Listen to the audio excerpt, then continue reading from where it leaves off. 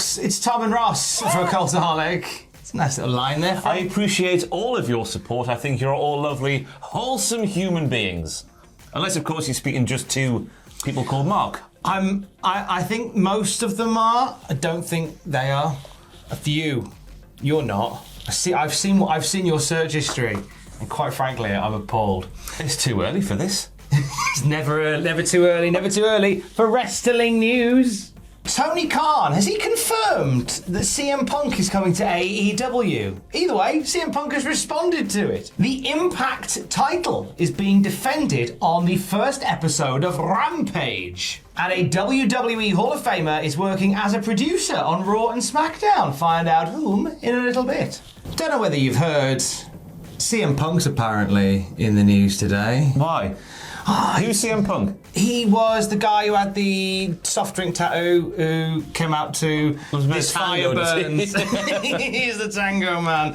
Yes, more news from the click magnet that is CM Punk this morning. Tony Khan was on Busted Open Radio, and I think he's pretty much played his hand here. What do you reckon, Ross? He says, I think everyone knows what to expect on the second episode of Rampage, which is titled The First Dance, and I expect the anticipation will continue to build. And I can't imagine he is referencing there Penelope and Kip Sabian having their first dance way later than they should do on an episode of Rampage. I think if that's what we're building to, then that's fine. I think that's absolutely fine. Last night, CM Punk was on the show Sunday Night's Main Event. I know, on a Wednesday. What world we live in.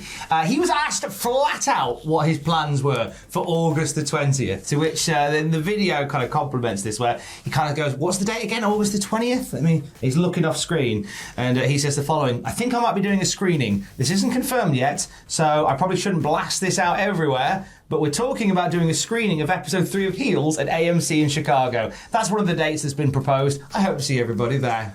Now, I watched footage of this when he was saying this, right? And then when he was saying this diatribe of utter tripe Tom, his nose... Diatribe, if you will. His nose grew and his pants, they caught fire.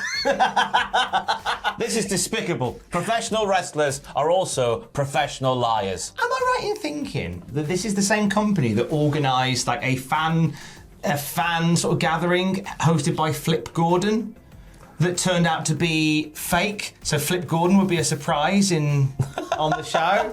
Would AEW go as far as to organise a completely fake screening at the AMC in order to throw people? I think they would, and I love them for it. Exactly. If they're willing to go to that effort, all the credit to them in the world. That is fantastic. If AEW or WWE were to do something like that with that attention to detail, that would be amazing, but we'll see. He had some nice things to say about Darby Allin as well, because the other question was, what do you make about Darby Allin saying best in the world? To which CM Punk said, I think he's talking about Daniel Bryan, isn't he? He then went on to say, with regards to Darby Allin, I think Darby Allin is great. Everybody in the wrestling world needs to never do a dive again, because you can't get it better than Darby. If you watch Darby wrestle, he looks like he's trying to murder somebody. Doesn't get any better than that. Stop doing dives, everybody. And there we have the angle. There you go. Darby be like, I like diving, CM Punk. CM Punk would be like, I don't like your diving, Darby Allin. Let's have a wrestle. Oh, no, he likes Darby's diving. Sorry. He only likes Darby's diving. I'll defend the honour of your diving, Darby. Let's have a wrestle. For the glory of dives. The glory of dives. So it's... If he doesn't turn up, and the only other they have to go bigger. We were talking about this in the office. If it's not going to be CM Punk, it has to be God or Dwayne Johnson. Similar level. Barack Obama making his professional wrestling debut. No, I agree. I've seen you say on multiple occasions over the past few weeks, if they don't have Punk lined up for this show, just call it off. Shut the arena down, otherwise there will be some sort of riot. There will be a riot in the United Centre if CM Punk does not rock up. Speaking of Rampage, that's the second episode of Rampage. Let's focus on the first one. We've got some title matches announced, haven't we, Ross? We have God's favourite champion and my favourite champion, who also has a flexible wife, of course, called CJ Perry. That's her name these days, isn't it? Miro will defend his TNT title against Fuego del Sol, that guy that the entire internet loves. I love the pop he got the other week on Dynamite when he got kicked in the face. Yeah, lot of love. He gets a contract if he wins the title as well. Does that mean he's going to win? No. It'd be quite nice if they just kept going, what's wrong?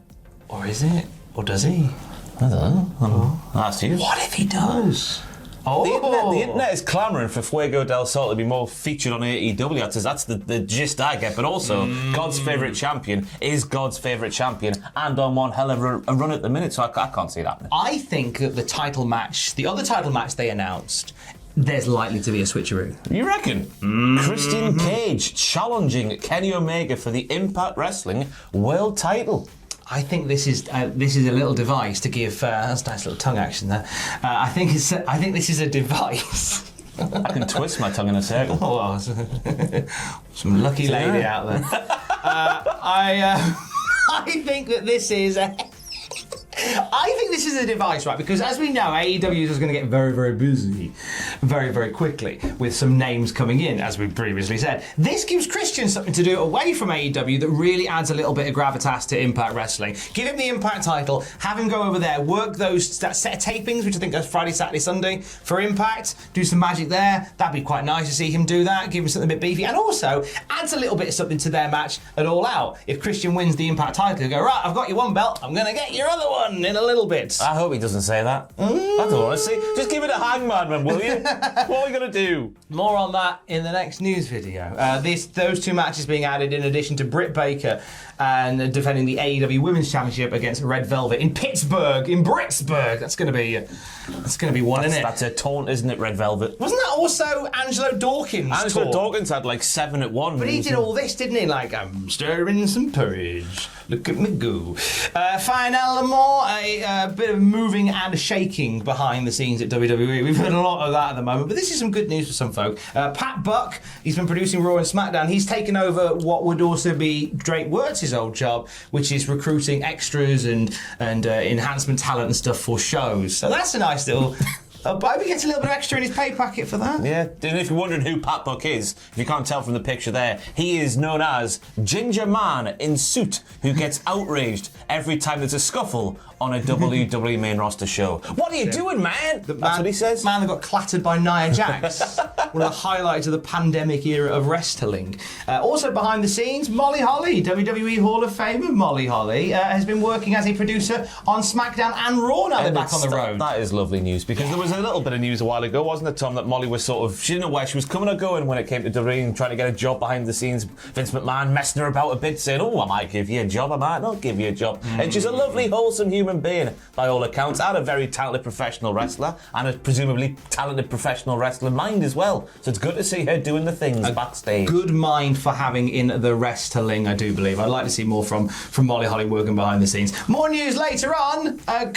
More news throughout the day, by the way, at Cultaholic.com. If you haven't seen it yet already, the 100th episode of Desert Island Graps is live now. Did it make you do a little cry? It did.